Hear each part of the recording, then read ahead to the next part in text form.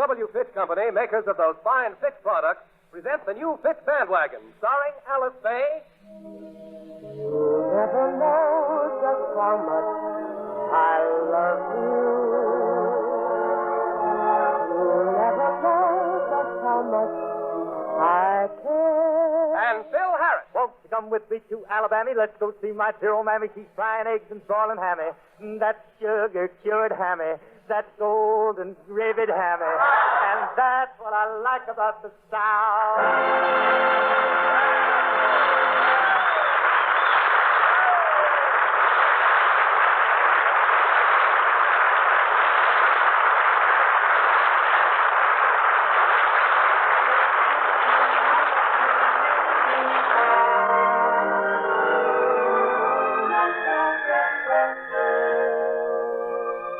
It's late morning out at the Harris residence.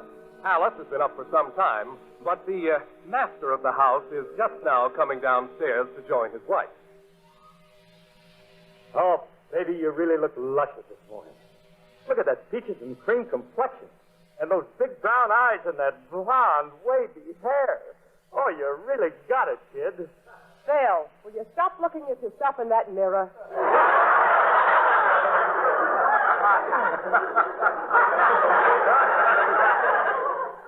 Well, can I help it if I'm adorable? Hey, where are the kids? They're playing outside on the swing. I want to speak to you about them, Phil. Yeah? What's up? Well, baby Alice will be starting school next year, and so will Phyllis before long. Yeah, they are growing up. I was thinking, it might be a good idea to get them a tutor. No, honey, they're too little. They're liable to fall off that thing and get hurt. No, Phil, I mean someone to come in a couple of days a week and get them started on their ABCs. Oh, I don't know, honey. When I was a kid, I didn't have no fancy teachers coming to my house. Oh, you didn't have no fancy teachers coming to your house. Well, just where did you acquire your vast education? What are you asking? I got it off my old man. From the time I was 5 years old, he took me every place he went. Oh. I suppose he wanted you to see things for yourself, huh? No, he just didn't like to get loaded alone.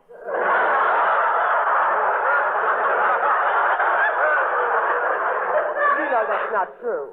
It is true. My first words were, draw two. Yes, and you haven't forgotten them either. But, Phil, this is serious. Emily Williams gave me the name of an excellent tutor. He's done wonders for her boy. What do you mean? Her kid's 19 and he's still drooling. Well, anyway, I'm going to have a talk with this man. Well, I don't think too much of the idea. But still, you don't want your children to grow up to be ignorant, do you? Look, what was good enough for their father is good enough for them. That's just it. All right. I'll leave it up to you. Look, I got to get out to the studio. We got a band rehearsal this morning. You won't be long, will you? No. I'll be right back after lunch. All right, goodbye. Come to think of it, I might be back before lunch. Bye. Mr. Harris. Oh, what is it, Sissy? Don't you dare leave this house. You haven't had any breakfast yet. Oh, that's all right, Sissy. I'll grab something down. No. You sit right down here and drink a cup of coffee. I've been keeping it warm for you. Well, bless you, Sissy. You beautiful creature, you. Oh, Mr. Harris. You know I'm not beautiful. What do you mean? I bet if I'd have met you 10 years ago, they'd have had to tie me down. That's all right, Mr. Harris. 10 years ago, I'd have cut the rope.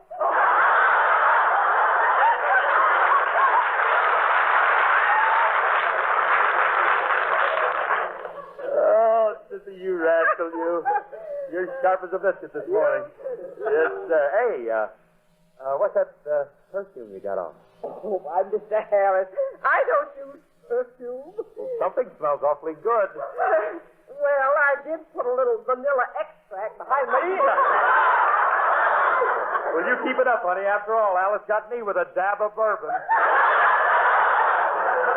Oh, Mr. Harris, you say the funniest things. Well, I try. Look, Sissy, thanks for the coffee. I got to get down to rehearsal now. Oh, Mr. Harris, I wonder if sometime on the radio your band would play a number for me. Certainly. Be glad to, honey. What is it? Flow gently, sweet Aspen. Hey, Sissy, Harris playing that one would be like Senator Bilbo singing Yankee Doodle Dandy.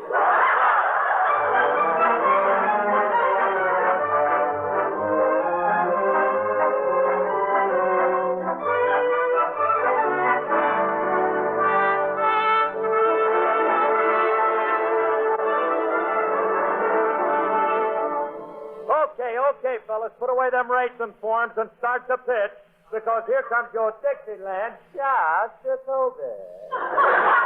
Hey, let's make this one fast, Bill. I gotta get out of here. What's wrong with you, Artie? Gotta take my mother-in-law to Anaheim. What, again? I thought you just took her there last week. I know. She keeps coming back.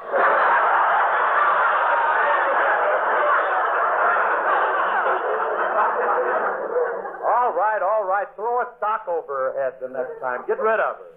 Now, let's get going. Hey, wait a minute. Where's Frankie, my guitar player? I'm over here, Curly, getting a cigarette out of my coat pocket.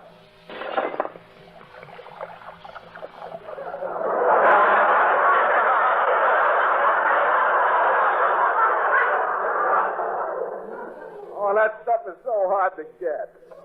Frankie, get up. You'll get glass in your tongue.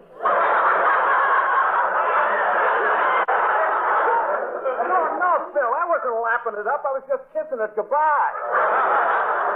Never mind. Now, let's get this rehearsal over with. Well, Phil, you didn't pick a number yet. Okay, well, hand over that file. Let's see what we got. Okay. 5 minutes more. Swamp Fire. Jelly Roll Blues. Flow Gently Sweet. How did that get in there? Oh, here's a good one. Blue Skies. Hey, fellas, let's give this one the once-over. You got it? Okay, now take it from me. 1, 2.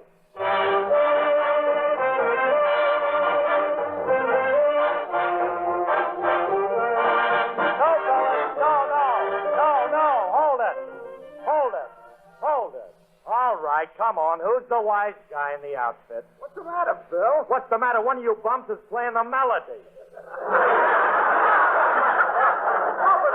What's wrong with you guys? You sound like something that fell off of the Manhattan merry-go-round. I can't get a... Come on, fellas. Let's try this number 4 here, and let's take the lid off of it. Bill, I gotta take my mother-in-law to Anaheim. Shut up. 1, 2. If you're ever down in Texas, look me up, look me up. If you're ever down in Texas, look me up. Where the men are men and love it, and the gals are sure glad of it. So if you're ever down in Texas, look me up. Everybody's gonna holler, howdy-do, howdy-do. Everybody there will say howdy-do, howdy-do. Where the men are men and love it, and the girls are sure glad of it. If you're ever down in Texas, look me up. Ask anyone for Rusty, everybody knows of me.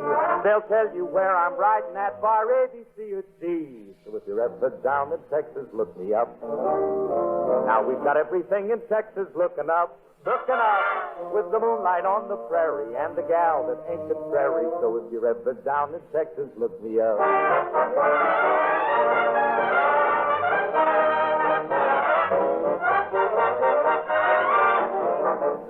Ask anyone for Phil Z, they'll tell you where I'm at. They'll say that I'm in Galveston with a box-back coat and a Stetson hat. So if you're ever down in Texas, look me up, look me up. We've got everything in Texas looking up, looking up. Am I right or Amarillo? Man, that state's a killadilla. So if you're ever down in Texas, look me up. Bronco ride and take some cactus, or you'll wind up on the cactus. So if you're ever down in Texas, look me up. Where's the gals are good at figures, and the cowboys quick on figures. If you're ever down in Texas, look me up. Where every gal's a raven beauty. Hip-tie-tie-tie-tie-dee. What I'm trying to tell you is I can't wait to get back down there so I can hear sounds like this. Sure glad you come by. Don't you all forget to come back now, you hear? Bye now. Bye. I'm gonna build a Dolby Palace for my Alice down in Dallas. So if you're ever down in Texas, look me up.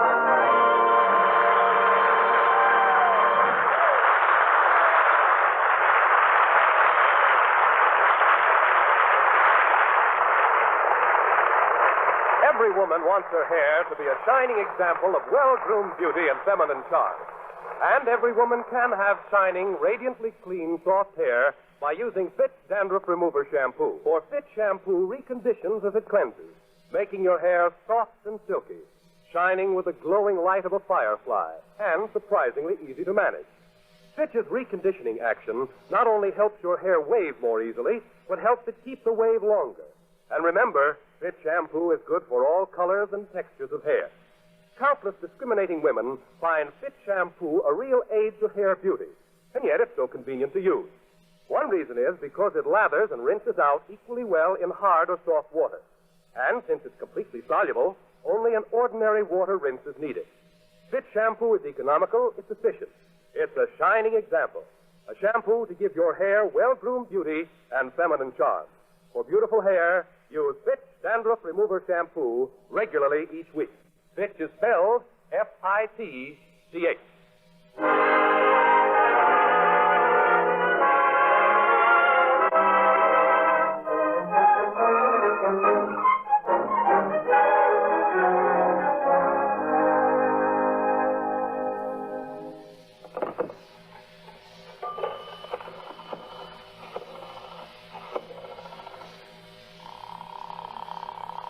What number are you calling, Cleo? I'll have Encino 8342. I'm sorry. That's a private number. I know that. I'm calling Alice Faye. Is this a person-to-person call? Well, who do I sound like, a hyena? Well, now that you mention Never it, mind. Now, just give me the number, sister. here's your party. Hello. Oh, hello, Alice. I'm leaving the studio, and I'll see you in a few minutes. Oh, Phil, I'm so glad you called. I got the tutor I was telling you about for the children. He's coming 2 days a week. Yeah? What's he like? Well, he's English, and the children are crazy about him already. English, what is he? One of them snooty mademoiselles?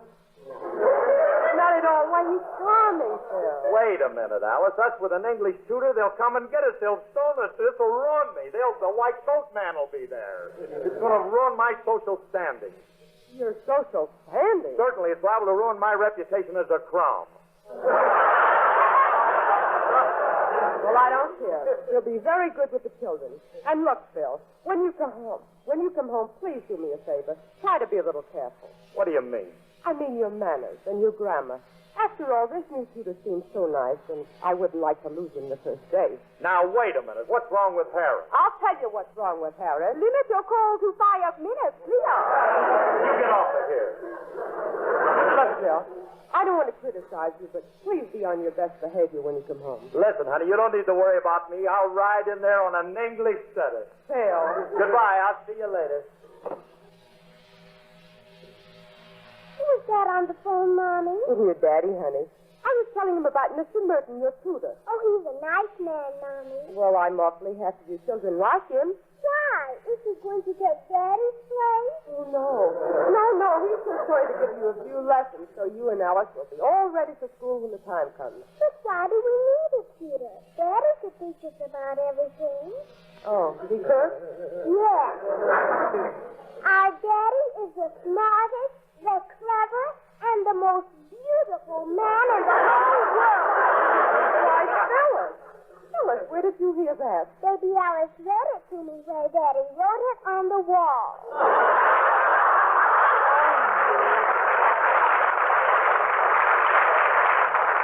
Oh, and I thought Sissy scrubbed them all off.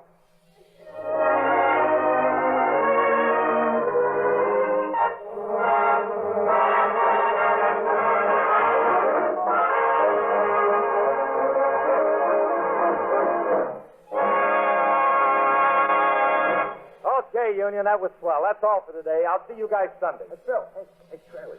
What is it, Frankie? Come over here. What do you want? Come over. Got a couple of pictures I want to show you. Oh, Frankie. Put them away. You're a big boy now. No, they're just a couple of snapshots of a little cutie I met in Santa Monica. How do you like this one? It was taken down at the beach. Yeah? How long had she been in the water?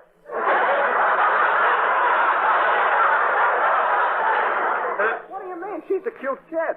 Why, she never goes anywhere without her mother. Yeah? Of course, her mother will go anywhere. Oh. Stop that, Frank. How could you? Stop it. You got to stop hanging around that Jack Kirkwood rehearsal. Well, I like it. Hey, we're having a little party tonight up at Harry's place. Why'd you drop over? Party? You going to be stag? Sure, there'll be plenty of dames.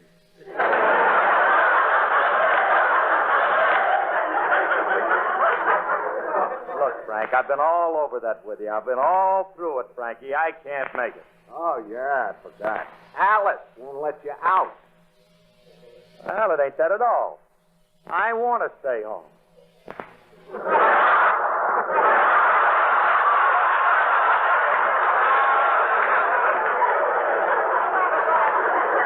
Feel all right?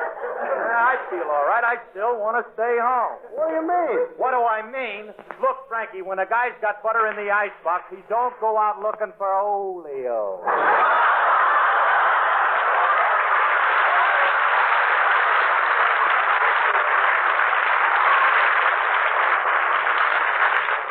Well, you sure have changed, Shirley.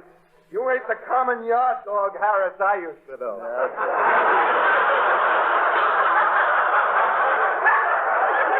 Hey, you remember that time we took the band to Australia? Yeah. We ran into a couple of chicks the first night out, huh? That's right. Hey, wait a minute. Yeah, it's okay. She's not around. Go ahead. We took the dames dancing? Yeah. And those Australian girls really had the joint jumping. They sure did. I didn't find out till 2 days later that mine was a kangaroo. Oh, I loved it. I was doing what they call a nevermore pitch with a backswing glide. Hey, listen, let me ask you something. Frankie, weren't those people in Australia Englishmen? I don't know. They were some kind of foreigners. Why? Well, Alice has a new English tutor for the kids, and she don't think I'm sharp enough for the guy. What do you mean? Meet him on his own ground. Talk his language. You know, God blimey, Governor, it's a bit thick out tonight, ain't it, old shithead? Hey, Frankie, do them Englishmen really talk like that? Sure they do. Well, no wonder them Russians don't understand them.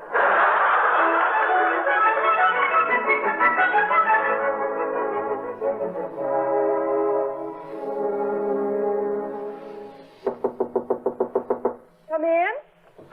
Oh, Mr. Merton, I didn't know you went out. Yes, Sissy. I had to run down to my place for some books. Are the children about? Yes, I think they're right in the front room. They've been after Mrs. Harris to sing them a song. Oh, thank you very much. I'll go in.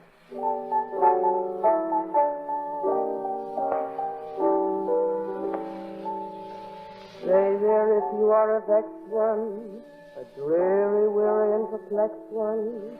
I've got troubles and he's got troubles, and you're no better than the next one.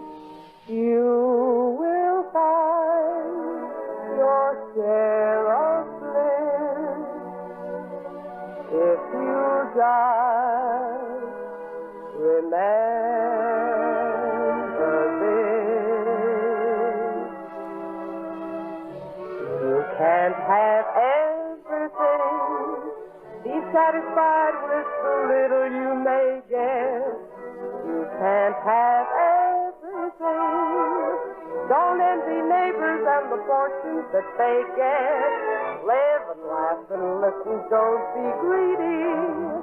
Help the needy and you gotta get lucky, yes indeedy. Man, rich man, beggar or king. You just can't have everything. So thank your stars above for a song in your heart, a penny in your pocket, and someone in your arms to love.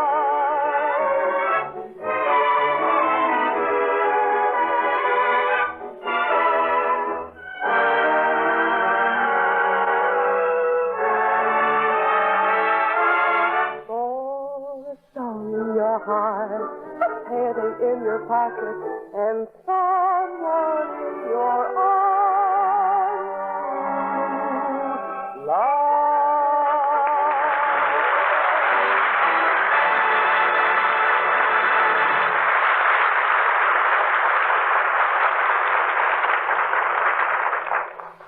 That was pretty, Mommy. Yes, Mrs. Harris, that was excellent. You have a lovely voice. Oh, Mr. Merton, I didn't see you come in. I was just singing for the children. Yes. Phyllis and Alice, if you'll just run up to the nursery, I'd like to have a little chat with your mother. All right, Mr. Merton.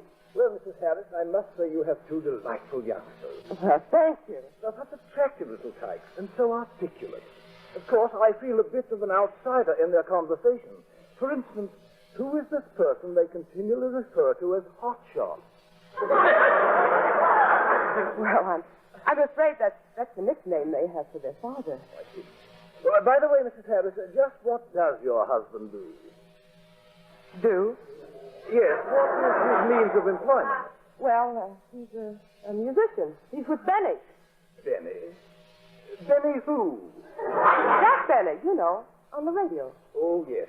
Forgive my ignorance. You see, I seldom listen to the wireless. Well, you see, Mr. Harris has the office. Hey, Alice, I'm home. Alice. Oh, honey, we're in here in the living room. Come on in. Oh, all right. Mr. Merton, this is my husband. Oh, how do you do, sir? Well, God bless me, Governor. This is a trick out tonight, ain't it, Gov? What say we pop down to Cheapside for a bit of off and off, Gov? I beg your pardon? Oh, Phil Harris, this is a fine way for you to come home. Don't stand there, Alice. Throw a spot of tea on the Governor. Ain't we got no toasted scones or trumpets or anything? I say, Governor. I say, oh, sir, I do believe you're pulling my leg. Oh, no, Biscuit Ed. I was 2 feet from you. Yes, if you'll excuse me, Mrs. Harris, I believe I'll rejoin the children. I don't blame you, Mr. Merton. So long, Governor. Don't take no wooden tuppences. Phil Harris, just what was the purpose of that? What did I do? I didn't say nothing. Oh, no? Oh, you biscuit, Ed. We're off to Cheapside for a bit. It's off and off. Don't take no wood to fence. The woods the bench. That's a 10th Avenue Englishman if I ever... Well, I'm trying to take it. Going from double fifth. Don't worry. I'm doing all right. Look, I really laid it on him, didn't I? What are you beeping about? You told me to be refined, didn't you? You did this on purpose, you big clown. Just because the tutor was my suggestion. But look, honey, it don't make sense, us with an English tutor. And why not? Well, let's face it, kid. You'd still be working at your old job if you hadn't slammed your elevator door on Sanek's foot. Phil Harris, you know I was never an elevator operator. All right. So you dropped one of your fans in his soup. I don't know.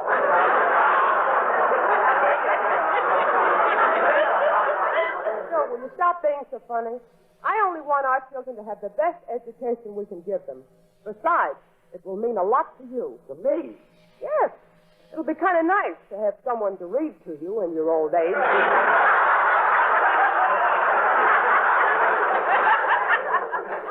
Be kind of nice right now. All right, honey. Maybe the guy's okay for the kids. I don't know. Well, after your performance just now, we'll probably never see him again. All right. I'm sorry.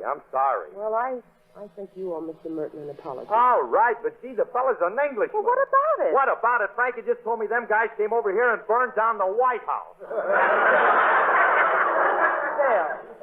That was in 1812. Well, then why don't they go home? Is the joint still smoking? Well,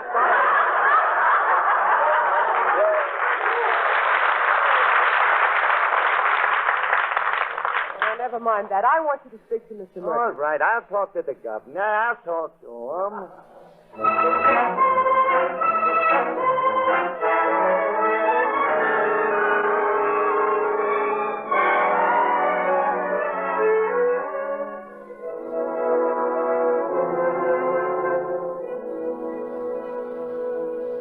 Excuse me, Mr. Harris. Oh, Luigi. How's the garden coming along? Oh, fine, Maestro. Maestro, would Mrs. Harris like some flowers in the house for the company? Company? Oh, no, that's the governor. Huh? Oh, no, that's the tutor. Mrs. Harris has him for the children. Oh, yes. You know, Maestro, it's a good thing to bring out the talents of the young. I'm never going to forget when Luigi was a little boy. I want to be the greatest painter the world has ever known. Hey, I never knew you wanted to be an artist. Oh, yes. I was determined to emulate Michelangelo and Botticelli. Oh, by the way, Maestro, do you like Botticelli? Yeah. Yeah, it ain't bad if you cut it with a little vermouth.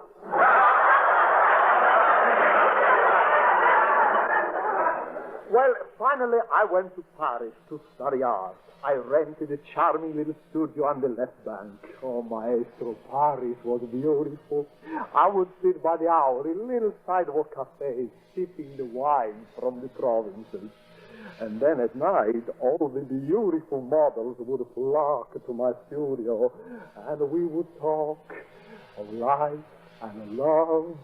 But, Luigi, didn't you do any painting? Maestro, I asked you with a setup like that, would you? keep rolling. Don't let me stop you. But to maestro, I cast aside these little pastimes and I threw myself into my work.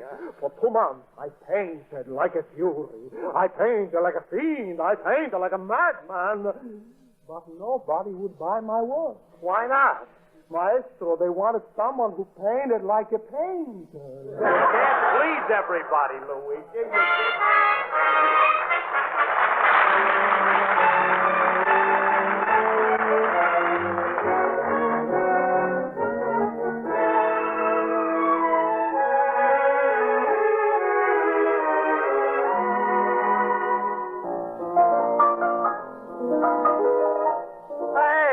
Hey, Governor, you can really play this thing. Hey, let me have some more of that. Well, now, how about... Oh, excuse me. I wondered who was playing. Come in, Mommy.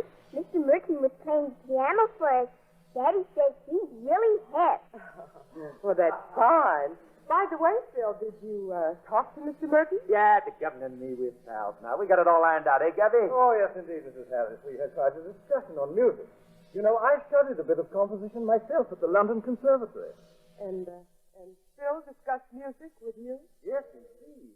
I learned a great deal on the subject from Mr. Harris. Now, what could Phil possibly teach you about music? Just this, my dear.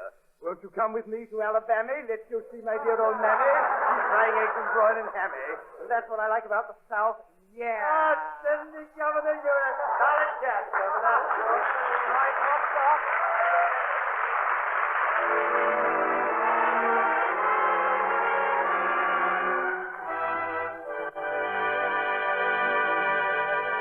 Alice and Phil will be back in just a moment.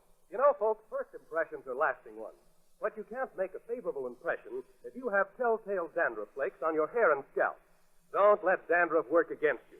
Use Fitch Dandruff Remover Shampoo, the only shampoo made whose guarantee to remove dandruff with the first application is backed by one of the world's largest insurance firms. You'll be impressed with this easy-to-use and oh-so-effective shampoo.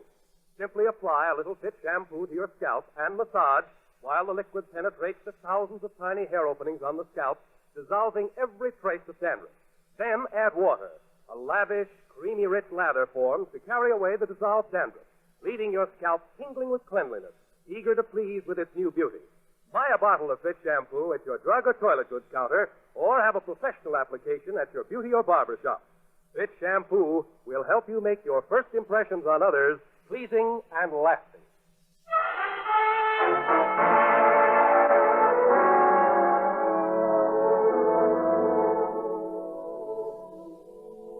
Good night, Mommy. Good night, Daddy. Good night. Good night, baby. Yeah, you two better get some sleep now. You had a big day with your new tutor and everything. Daddy, why aren't you smart like Mr. Merton? Look, honey, ain't it enough that I'm pretty? Right, babies, after all. You can't have everything. Be satisfied with the little you may get. You can't have everything.